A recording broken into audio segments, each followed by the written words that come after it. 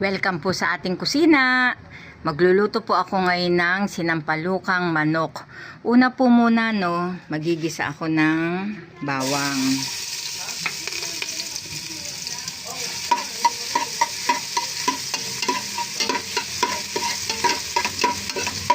Isusunod ko na po dyan ang sibuyas, kamatis, luya, at ang usbong ng sampalok. Yan, lulutuin ko lang po maigi yan.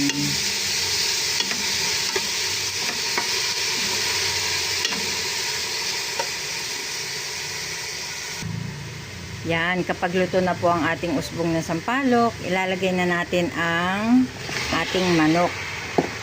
Lalagyan na po natin yan ng chicken cubes, ng asin, para mawala po yung lansa ng ating manok. Yan, haluin lang po natin yan.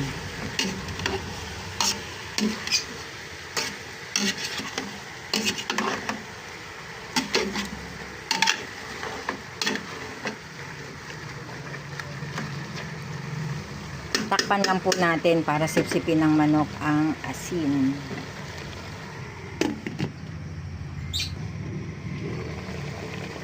Yan, kapag medyo kumukulo na, nasipsip na ng ating manok ang asin, lalagyan na natin yan ng tubig.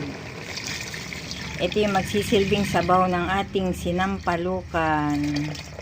Yan, tatakpan po uli natin yan.